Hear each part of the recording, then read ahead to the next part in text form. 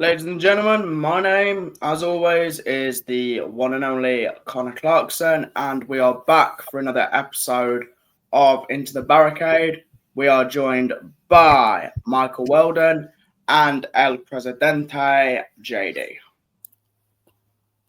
What's up? How's it going? Michael's the new guy. Michael, welcome to Mayhem Media. Finally, your first show, dude. Yeah, it's a pleasure to be here. To be part of Mayhem. Yeah, and we got the new intro. Connor, how'd you like your new intro? Yeah, the new intro is good. I worked very hard on that. Why he makes the big bucks. Small building blocks for a small construction company. Yes, that's right. Welcome to Into the Barricade, our one of our best shows for our construction company. That's an inside joke. All right, Connor, take us into some WWE, bro, before we get off on a tangent. So, Monday Night Raw. The only thing I actually remember was any good was Naomi's pregnancy announcement. Yeah, I saw that all over social media. Isn't that the problem with WWE right now, though? Like, they're really what's going on? Like, I don't watch a lot of WWE or anything, but you know what I am seeing and what I'm hearing from you and Jesse and Mike is that they've really slowed the shows down. There's not many matches. Yeah, I mean, what Raw is 2, maybe 2.5 hours. I think the maximum we've had on one show is like 5 matches. It used to be like 6. Wow. Go ahead, Mike. I was gonna say one of the things I liked about Raw this week was Jay Uso's little New Jack tribute he did when he went out to the ring for his match. Yeah, that was pretty good too. I mean, in the last few weeks, Raw's just kind of slowed down. I don't know whether it's just the fact that they're trying to cram way too many PLEs in at once, but it seems like we've got 2-hour shows, but like only 35 minutes of wrestling. Yeah, and that was one of the things that I always hated. Well, hated is a strong word. I didn't like about WWE in the 90s. They always had more promos, more longer segments of chatting and interaction, whereas WCW always had more wrestling. You know what I mean? At least 8 matches on a 2-hour card. Exactly, something to keep you interested rather than, oh yeah, let's have a match. 10 minutes later, 20 minutes of promos. Yeah, like, is there really any need to put a promo or some form of shitty little backstage segment in if it's doing fuck all for the storyline? Well, I guess that's the point, though. WWE likes to advance, use that to advance the story, and that's one of the things they've always done. You know, I know Triple H has taken it in a little bit of different direction than Vince, but that's one thing that Triple H has always done. They've always been a big, more production side show than an actual wrestling show. That's why they're sports entertainment. Mm-hmm. That's why they've always referred to themselves as that. So, but that's what I'm saying. But that's what I'm saying, though. At what point? What do you guys think? At what point does the show get too filled with this kind of stuff? I mean, for me, I'm tuning into wrestling to watch wrestling. Like, I get, even in AEW, there's backstage segments. People come out and cut promos. You do need that. But at what point does it become a hindrance to the show?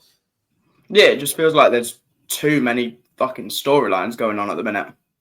From people I talk to that have the Netflix in the UK, when they cut to some people, depends on what plan you have also, when they do like the little segments during commercial breaks, they also have those too. Is like, why not air those live and not during commercial breaks?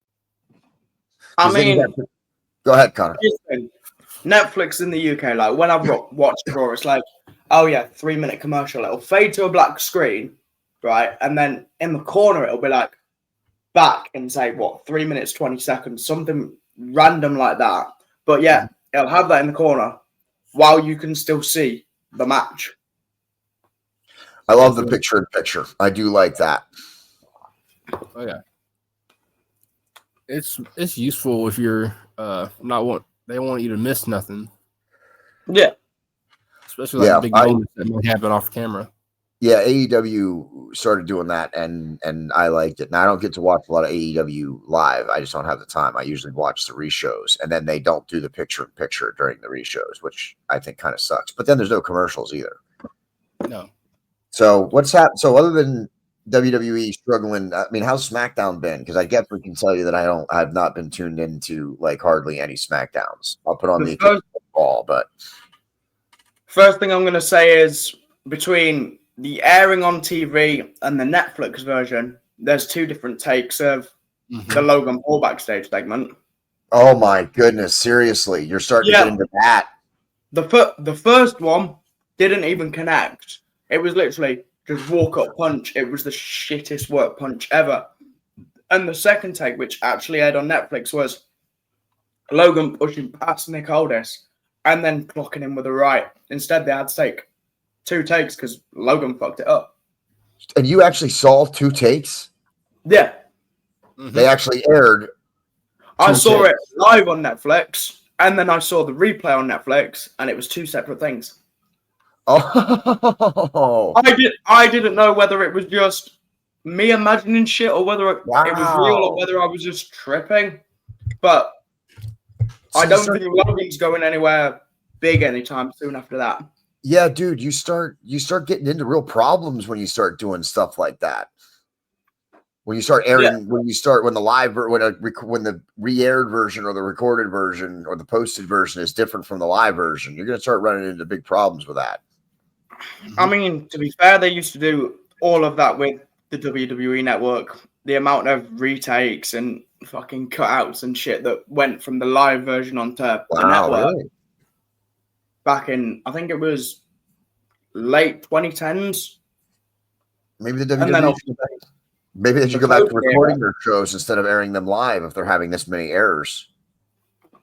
I mean, shit, the recorded tapings of the COVID era, sometimes you'd have a show that's got 4 different takes of the same segment. And the only reason you can tell is literally because someone's wearing a different t-shirt or different pants. You know, WCW is notorious for doing stuff like this right before the beginning of the end. Yeah. Go back and watch WCW from like 2001 or mid 2000 on and look at the amount of mistakes that they have inside their television shows, dude. Like that. Stuff exactly like that. It's like if you botch something and have to do a retake, just air the botch. Because if you're having to air a retake, you're just making it look even more fucked up. Yeah. Then you're that's just what? I don't even get that. Like I get WWE's peeling the curtain back, but isn't that a little too far? Mike, what are your thoughts on that? Like WWE kind of pulling the curtain back with all these documentaries and all these behind the scenes and stuff. Are they are they damaging their own sport and their own reputation? I started training when I was 13, so about 8 years ago. Like I know how the business works, but at the same time, you've still got to have that element of kayfabe. Yeah. Otherwise, it just goes from sports entertainment to, okay, now we're just going to show you the entire script and you're just going to sit there and fucking deal with it. Yeah, now we're watching an episode of Sons of Anarchy while they're putting it together. That does not strike me as being the same. Mike, what are your thoughts on it, dude? Like, this is before my time, but the thing I've seen the most of, Vince would never have done it because like look what happened with the most infamous moment of breaking the fourth wall, the curtain call with Triple H, Shawn, Kevin Nash, and Scott Hall in the cage. Yep. Like Triple H ate so much shit for that. Like he was the only one left. He was the only one that stayed. Yep. Kevin and Scott were on their way to WCW, and Shawn was going out with injury for like 6 to 8 months or something. Mm-hmm. Exactly. Like it just doesn't make sense. Yeah, it just opens. I think it opens it up too much. I think it damages the whole sport. Personally, I think it damages all of wrestling, not just WWE's own image in wrestling, but all of wrestling.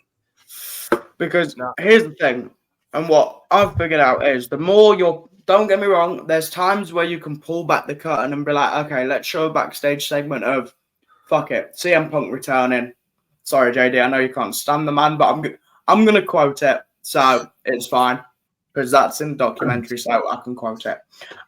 You can fire me later, but I'll just make a complaint to myself. So, like, there's times where you can pull back the curtain if it's going to benefit a storyline, but if you're going to pull it back so far that it stops the illusion and suspends all disbelief, there's literally no point in doing it. Yeah, that's kind of what I'm saying about it too. I think you're revealing way too much, and I think it is going to hurt. I think it is going to hurt the sport. I hope not, but I think it will a little bit. I think a lot of people are savvy now to what I think it'll turn it off to them. People don't understand that the mystery of wrestling is part of the draw. I mean, people like us, we know what goes on. We know what goes on in wrestling and what they do, but there's a lot of fans who aren't interested in that. They're only interested in the show. So I think you start exposing those fans to what actually happens, and I think you're going to start losing some people. But one question I've got is, where the fuck is Brock Lesnar? He only wrestles. He has a $10 million contract, and he only wrestles 6 times a year. He's the new Hulk Hogan. No offense to Brock Lesnar, and trust me, Brock, you are a way bigger draw, I think, than Hulk Hogan's wrestling once a month. I always hated when Hulk Hogan wrestled once a month in WCW. That was always, I don't like putting your belt on somebody who's only going to wrestle once a month. I think that's terrible. I think that's bad business. Roman Reigns. But I think, and I think Brock Lesnar's got the same deal. But who cares? He has the money. He owns an entire section of Canada. So this is true. But who cares? And what are you going to do? You're going to tell him he can't work, or are you going to tell him that you don't? Nobody tells Brock Lesnar nothing. I mean, this is true, but we've had the return of him at SummerSlam, but yet the only time we've had him mentioned is when his name's come out of Nick's mouth, literally Friday night. Yep. Since then, we've heard nothing about him. He's been name dropped once. Yeah. From what I read the other day with the whole WrestlePalooza BS, it said that John Cena is going to face someone he hasn't faced in over a decade. So that kind of hinted at it then too. So I'm like, we all know it's Brock. Cena versus Lesnar, yeah. All right, one more thing I want to bring up before we switch to AEW. A lot of wrestlers deserve the kind of, their final storyline. Sting got his in AEW. WWE botched all of Sting's run in WWE, but in AEW, Tony Khan gave him a good final story run, a good run with the tag titles with Darby Allin. I'm sure Tony Khan tried to talk Sting into wearing the AEW belt on more than one occasion, and Sting refused. Okay. Yeah, obviously. At what point does John Cena, what I'm asking is, does John Cena deserve a year-long swan song? Does he deserve to have this whole year kind of centered around his leaving the company? I mean, he's been in the business, 2002, so coming up 25 years. He's been there 25 years. I mean, I get why he wants to do a farewell tour. Yeah. But because he's been the face of the company for almost 2 decades. Yeah, there is no denying. My age he's been the face of the company, which makes me feel like a baby at 21 years old. But moving on. Yeah, moving on. But so you think it is deserved? You think it is warranted? I respect it, but is it earned? I mean, listen. Like I said, man, I don't have a problem with the last match or the last couple matches or your last storyline run, being something special or whatever. But I don't know. It seems like WWE is sacrificing. Same with AEW. As soon as we get to talk to them, WWE sacrificing a lot of their talent and storylines to focus on some things that maybe aren't as popular as other things could be. But at the same time, how many wrestlers do you see get to go out of the company in their own way and get that special moment too? No, not on their own way. Yeah, not many. That's what I'm saying. I don't know. I mean, I don't know that John Cena deserves an entire year is all I'm saying. He definitely has been the face of the company. He's carried it. I'm just saying maybe he doesn't deserve that. Michael, what are your thoughts on, the whole swan song thing and everything else, like final matches and stuff? I might be in the minority here. But his heel run, I hated the whole heel run thing because it was like can we call that a heel run? Legitimately, can we call that a heel run? No, I don't. They're gonna call it whatever they want, but like it was so much left on the table with that. It was stupid. Yeah, like, it wasted half his final run doing this dumb shit with The Rock because there was no The Rock didn't show up again. Then the whole Travis Scott BS. Yeah, that's what I'm saying. Like, they have botched a lot of this of the last year. Like a lot of spots, a lot of storylines that are supposed to be good. AEW is doing the same thing, and people crucify them for it. You know what I mean? And they're a new company. They're still building. You can say what you want, but AEW is a new company. All right. But they've been going, they got 6 or 7 years now? About 6-7 years. Yeah. So like they are a brand new company, dude. WWE's been around for 45 years or 50 years at this point. Yeah. Like that there is like you can't people comparing AEW to that, but aren't they doing like it seems like they're making a lot of mistakes AEW is making. Shouldn't they have been past some of this? I mean, this will be my last thing before we move to AEW. Like look at I'm gonna compare this like AJ Styles. He just signed he basically announced his last this contract he just signed is his last contract. Like he has 1 year left. And you don't see them giving him a whole nope. He's not doing a whole final tour thing. He's not getting his own. Yeah, he's not getting his own storyline and having the focus on him the way John Cena is right now. Yeah, that's what I'm saying. I don't. No. Yeah, and the other thing, the only last thing I'll say, and we'll save this for whenever we do next week's Into the Barricade. The one thing I want to talk about next week, Connor, is the Wyatt 6. So, but we'll save that for next week. But we're going to talk about that next week. That's for sure. So AEW. One of their big pay-per-views is this weekend, is today. Forbidden Door. Yeah, Forbidden. Say what you want about what they're doing right now, but Forbidden Door is always a good pay-per-view with New Japan. Yeah. Like they always have a great card and they always put on a great show. So Forbidden Door is going to be amazing, and that's what it comes back. That comes back to the wrestling though, and not the storyline. Because they do a little bit of storyline. AEW, New Japan, they do a little storyline build up to Forbidden Door, but it's a couple of weeks long. And it's still one of the best pay-per-views of the year. Why? Because of the people in the ring. Mm-hmm.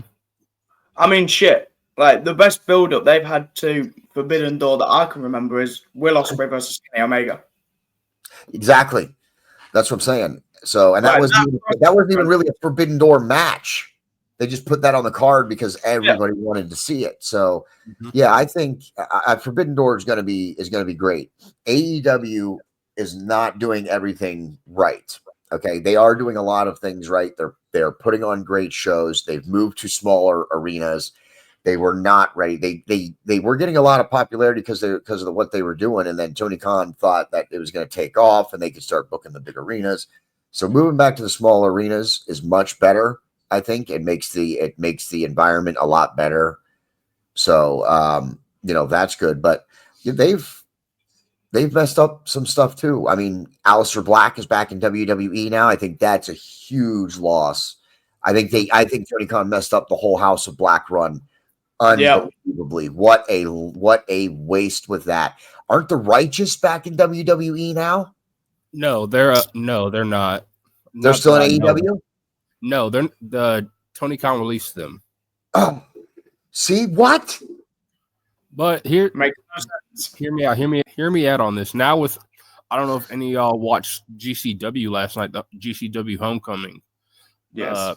I know we're talking AEW, but since we're talking about the Rices, Karrion Kross showed up in GCW. So he's like, if that can come, like, if I don't know if y'all saw it, Kross was talking about doing something with the Righteous at one point.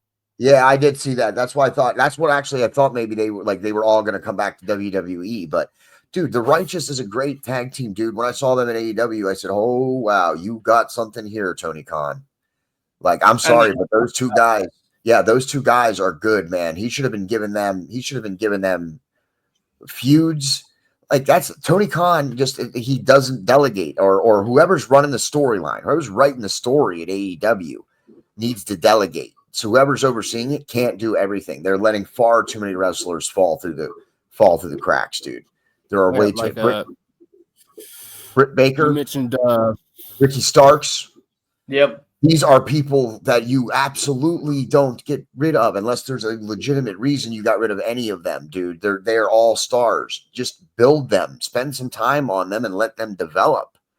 Exactly. Like you mentioned, House of Black with Aleister Black and Brody King and Buddy Matthews. Yep, and then Julia Hart. Adding Julia Hart to that, and now Julia Hart, look, she's got finally they linked her and Sky Blue together. Finally, and now they got Tekla.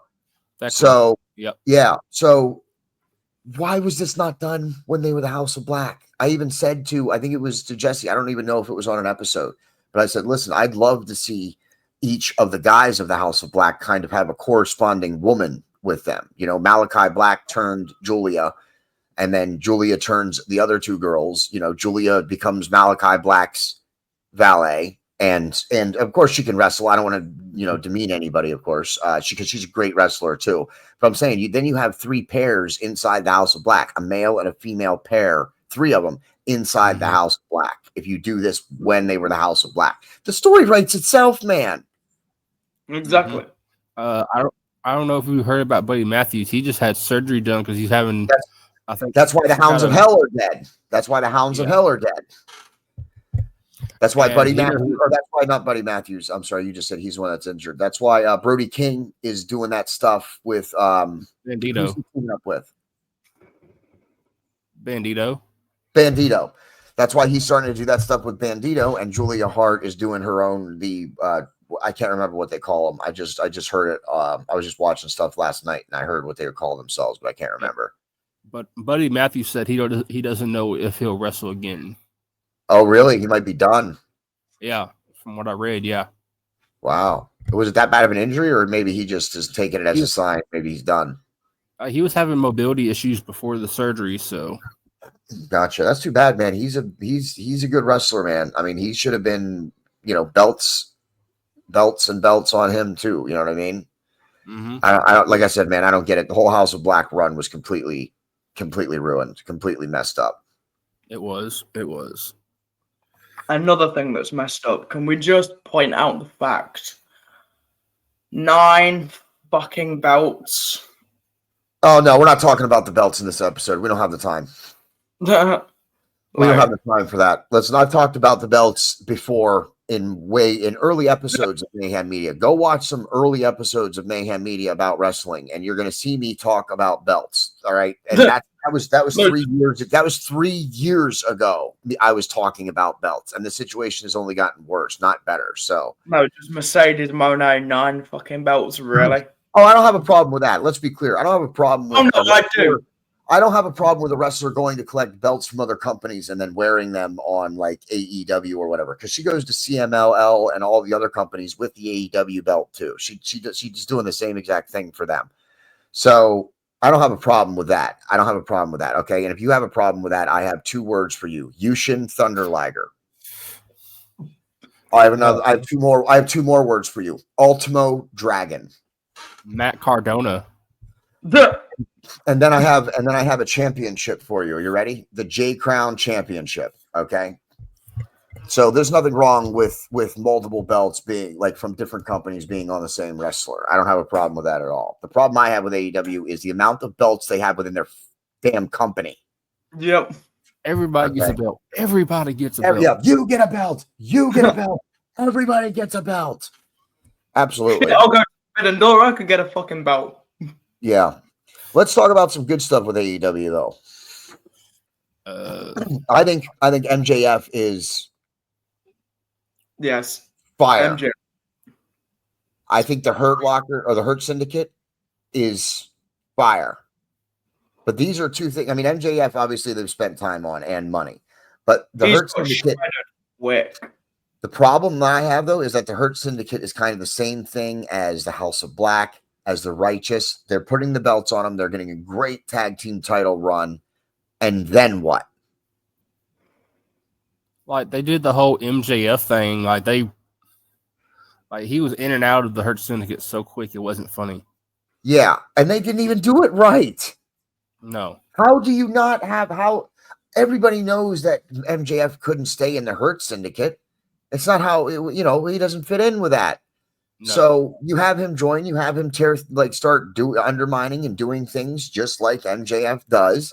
And then you have the Hurt Syndicate turn on him.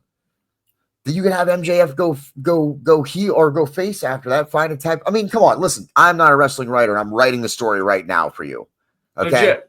So Tony Khan, reach out. All right, let me help you. I'm here. I have two names for you. Two names: Alexander Hammerstone and Richard Holiday. And who are they?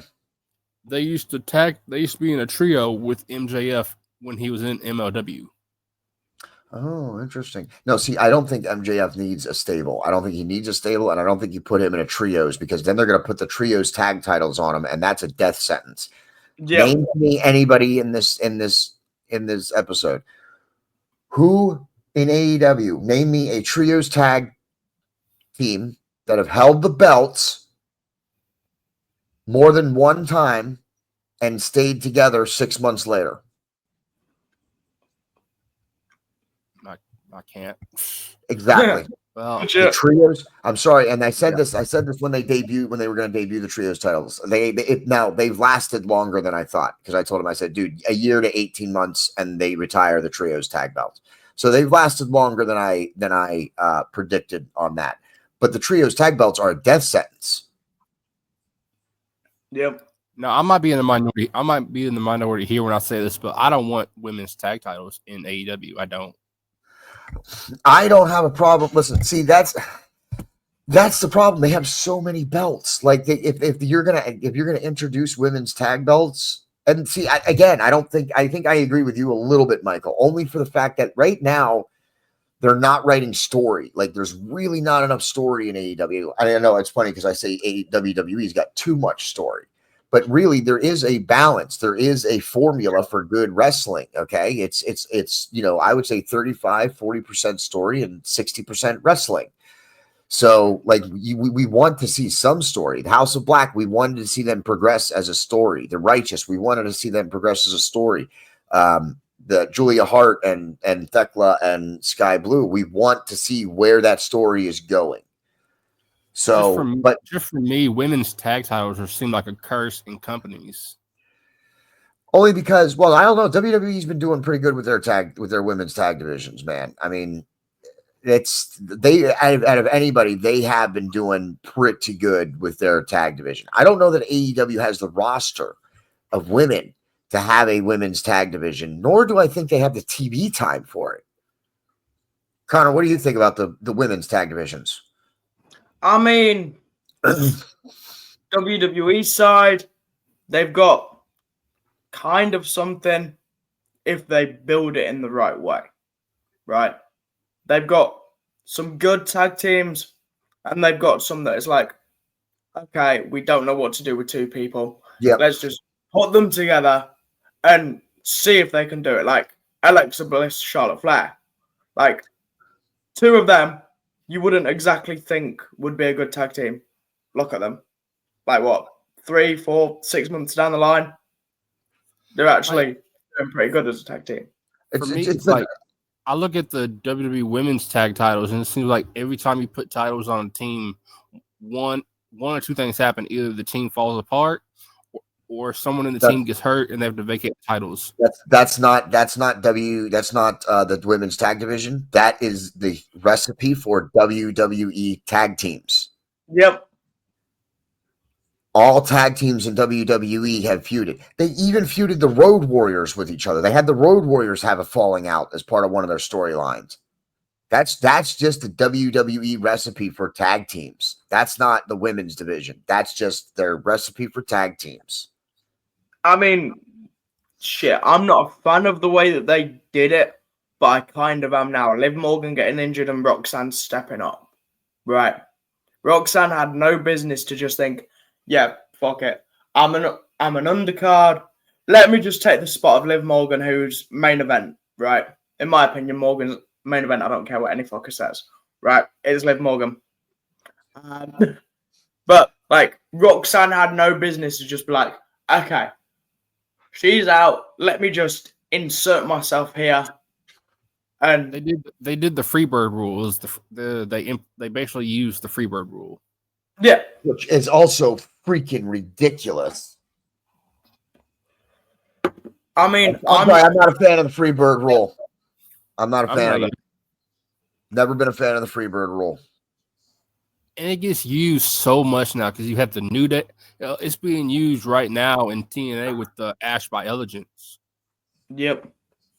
See, I don't like that. I'm not a fan of the Freebird rule. That's just my opinion. So that's why that's why, you know what? I don't think Tony Khan is either. That's why there's a trios tag belts.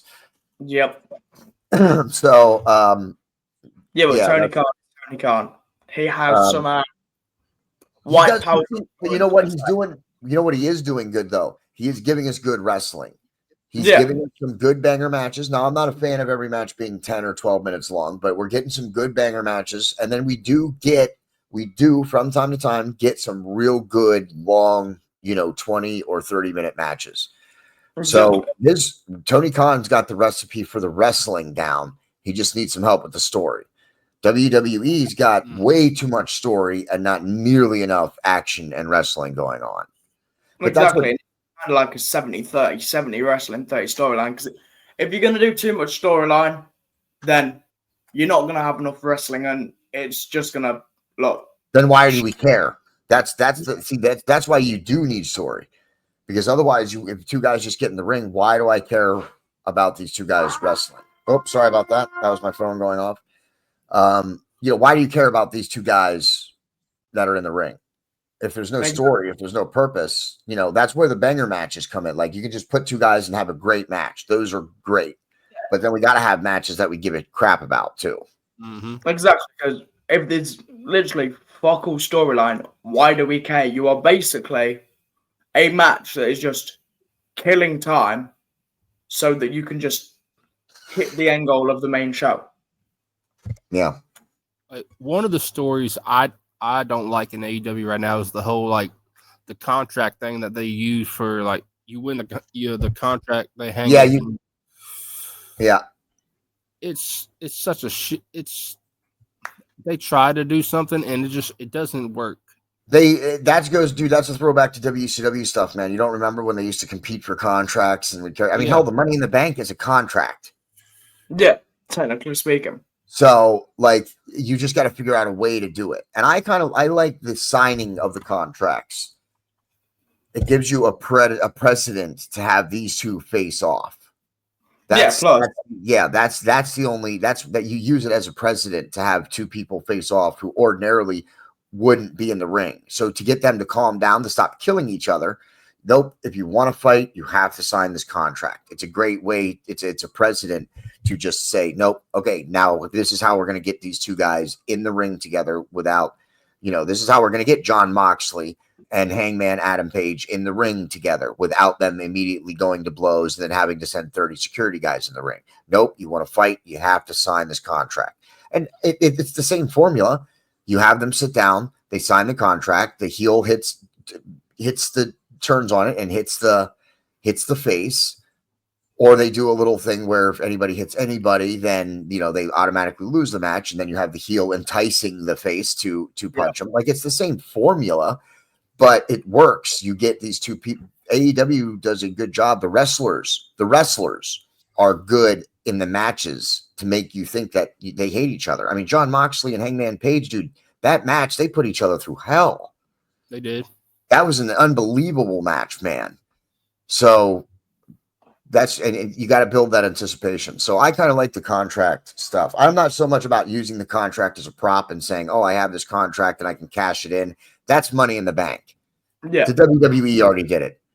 Don't try and copy what they did. It's just they do it sometimes, and I think it's like, dude, you're trying to copy something WWE's doing. Don't do that. Yeah. Find your own stuff. Yeah, that's what I'm saying. Like, because that's what they did when Christian Cage won it. They tried to do it with him, with Christian Cage. Yep. I'm like, why did this smells of Money in the Bank? This smells of it. It reeks. Yep.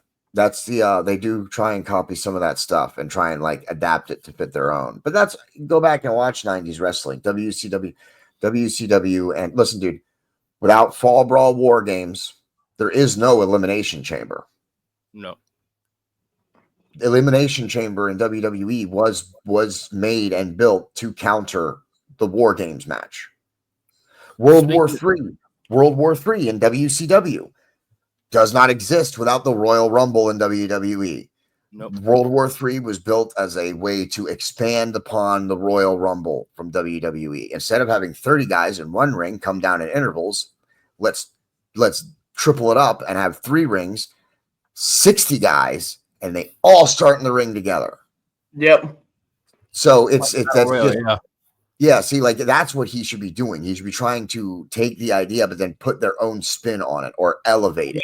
Unique rather than just copy paste. Yeah, because when you copy and paste, you go from Money in the Bank to this little tin contract thing that they carried around. That's what happens when you copy and paste. Yep. Like, I don't know. One of the matches I'm looking forward to this weekend with Forbidden Door is I think the Blood and Guts match they're doing. I think that's what, if I remember right. See, that's something I'm not a huge fan of the Blood and Guts match. Well, I am because but they can't call it what I want to call it, because what is the Blood and Guts match? War Games. Damn right, it's a War Games match. So yeah, I love Blood and Guts because it's a War Games match. That's what it is. So, but I don't like calling it Blood and Guts. It's a War Games match, and that is something good to copy. I don't think Blood and Guts is the right name for that match, but that's something good to copy. The War Games match is historical and oh yeah, 100%. And also, how many people? I mean, I don't know about you guys, but when I look at AEW, to me, it seems. I know it's not, but to me, it looks like it's like the remnants, the relics of WCW NWA. When I watch AEW, that's what it feels like. So yeah. I don't mind that they copied that match and just had to rename it because WWE owns the actual name of it. But speaking of NWA, I wish AEW still had that partnership with them. With what? The NWA? Yeah. They don't need the NWA.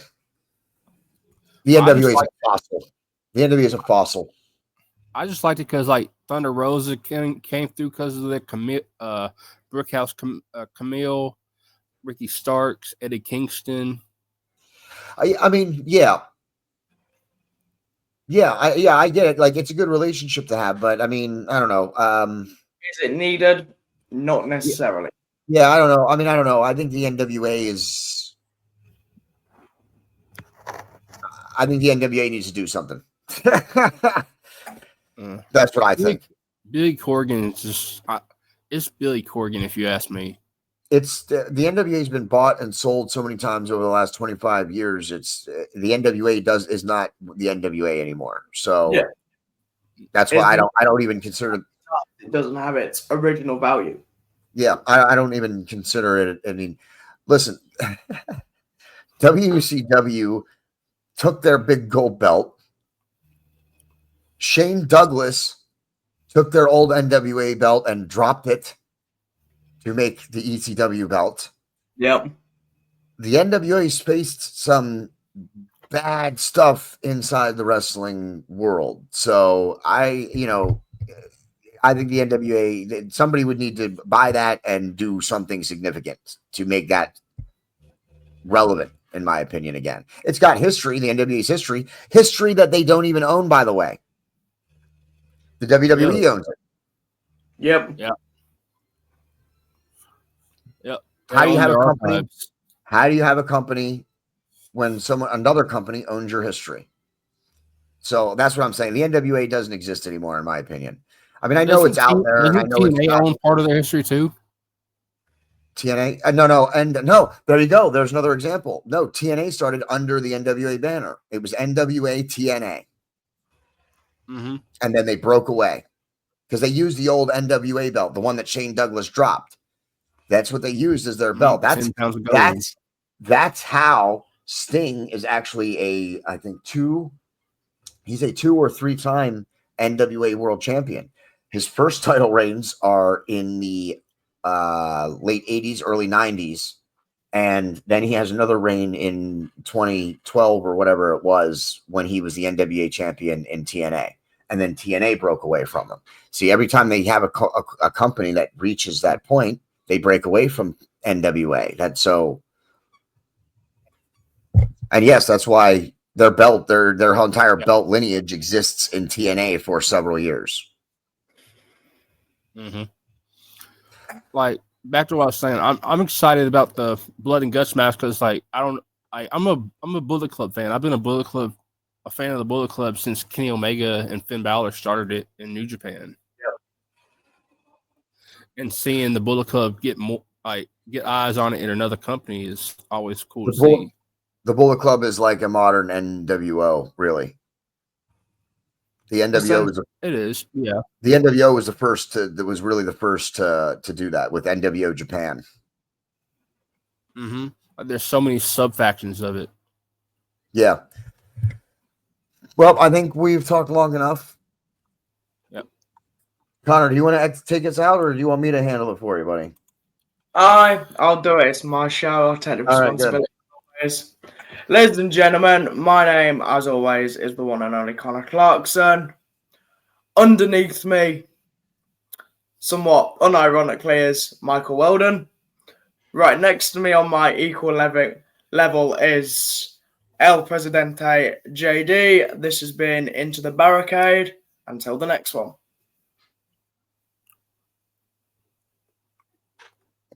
Sorry, that was my cue.